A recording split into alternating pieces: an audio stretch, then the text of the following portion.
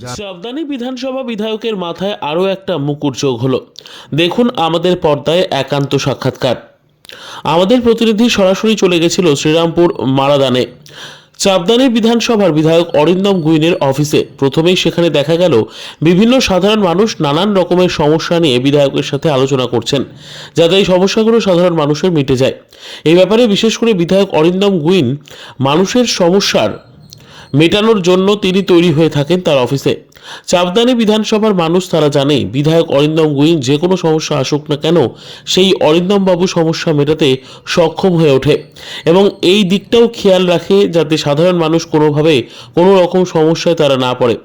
বিধায়ক অরিন্দম গুইনের সব থেকে যেটা সাধারণ মানুষ ভালোবাসে সেটা হচ্ছে যে কোনো মানুষের সাথে দেখা হলে তিনি হাসি মুখে তার সাথে কথা বলে এবং দাঁড়িয়ে 3-4 মিনিট তার সমস্যা শুনে যখন অরিন্দম বাবু রাস্তায় বেরোন। এই কারণে এখনও পর্যন্ত চাপদানি বিধানসভার সাধারণ মানুষ বিধায়ক অরিন্দম গুইনকে নিজের বাড়ির ছেলে বা সন্তান রূপে দেখে। আজ আমাদের চ্যানেলের পর্দায় একান্ত সাক্ষাৎকার দিলেন চাপদানি বিধানসভার বিধায়ক তথা শ্রীরামপুর হুগলি জেলার জেলা সভাপতি তথা নতুন পালক যুক্ত হল BLA 1। তিনি এখনো পর্যন্ত 3টে মুকুট তার মাথায় পড়েছে।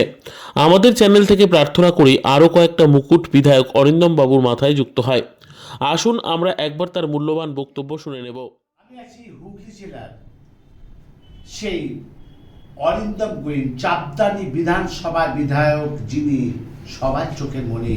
এই কিছুদিন আগে আপনাদের দেখালাম আমাদের চ্যানেল থেকে সে তার জন্মদিনের শুভেচ্ছা, কিভাবে রক্তদান হলো। আর আজকে আর একটা নতুন, এই কিছুদিন আগে মাথায় মুকুটে একটা নতুন পালক পড়ল, BLA 1। হ্যাঁ, অনেকগুলো মুকুট আছে।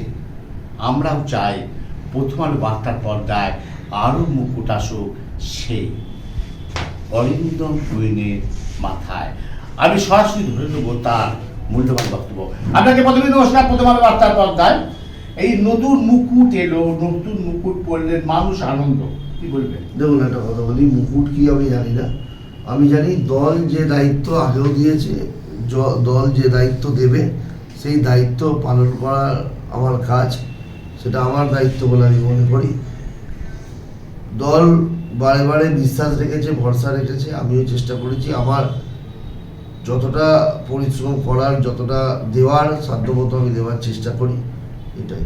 পালন কি আমি জানি না, তবে দল যে দায়িত্ব দিয়ে সেই দায়িত্ব পালন করব। এবার নেক্সট প্রশ্ন। এবার আমি আসছি, রাম কারুর পৈতৃক সম্পত্তি নয়। এবারে দেখা গেল অন্য ছবি। সেই ছবিটা দেখা গেল সেখানে তৃণমূল গলায় সেই গেরুয়া ওড়না পরে জল মিষ্টি বিতরণ করছে এবং আলিঙ্গন করছে। এ এক অপূর্ব দৃশ্য, যে দৃশ্য আগে কোনোদিন হয়নি। কি বলবেন? বলছি যে কেউ যদি ভাবে যে রাম তাদের পৈতৃক সম্পত্তি, সেটা তাদের ব্যাপার, কিন্তু আমরা তো যুগ যুগান্তর ধরে রামায়ণ মহাভারত পড়ে এসেছি। আমি ছোটবেলা থেকে আমার মনে আছে যে আমি বাড়িতে আমাদের যখন পুজো হতো তখন যেমন ঠাকুর ঘরে মা দুর্গার ছবি আছে, কালীর ছবি আছে, শিবের মূর্তি আছে, ঠিক একইভাবে রামচন্দ্রেরও ছবি আছে। তো এটা তো ছোটবেলা থেকে দেখে আসছি। তো এটা নিয়ে তো যারা রাজনীতি করছে তারা এটা নিয়ে চিন্তা করবে, তা আমরা এটা নিয়ে চিন্তা করবো। আমরা তো মানুষের সাথে আছি, আমরা তো সমস্ত পুজো অনুষ্ঠান সবেতেই আছি। আমরা তো বাড়িতে দুর্গা পুজো করি, লক্ষ্মী পুজো করি, আমরা সমস্ত পুজো, কালী পুজো করি। কাজে এটা তো নতুন করে বলার কিছু নেই। যারা এখন হিন্দুত্ব নিয়ে রাজনীতি করছে, যারা এখন রামকে নিয়ে রাজনীতি করছে, তারা ভাবছে যে তৃণমূলীরা হয়তো ঠাকুর দেবতা মানে না বা বিশ্বাস করে না। কিন্তু তাদের তো জানা উচিত যে তৃণমূলীদের হিন্দু ধর্মে যারা বিশ্বাসী তাদের তো আর পুজো পার্বণ নিয়ে বোঝাতে হবে না। কারণ আমাদের এই বাংলা দেবদেবীর বাংলা। এখানে আমরা বলি যে এটা মানেটা কি, আমরা তো ছোটবেলা থেকে আমরা আমাদের ধর্মে বিশ্বাসী, আমরা আমাদের ঠাকুর দেবতা পুজো পার্বণ বাড়িতে করি। তাই এটা তো নতুন করে কারণ শিখতে হবে না। আর আজকে যারা রামকে নিয়ে এত করছে, তো তারা এতদিন কোথায় ছিল? যখন 34 বছরে বামফ্রন্টের হাতে কংগ্রেসিরা মার খাচ্ছে, সাধারণ মানুষ অত্যাচারিত, তখন বিজেপি কোথায় ছিল? তখন তারা কোথায় ছিল? তখন তাদের খুঁজে পাওয়া যায়নি। হঠাৎ করে তারা এলো, তারা রাম তাদের পৈতৃক সম্পত্তি করে নিল।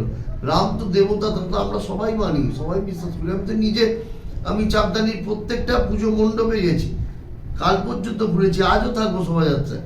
তো এটা তো আমার প্রতিবাটিতেও আমি ছিলাম, বর্ণাঢ্য শোভাযাত্রা, সেখানে শোভাযাত্রা শুরুর সময় আমি ছিলাম। শোভাযাত্রা যখন চলছে তাদের আমি জল, আমাদের লাড্ডু বিতরণ আমরা করিয়েছি, আমরা সমস্ত কাউন্সিলররা ছিলাম, আমরা সবাই ছিলাম।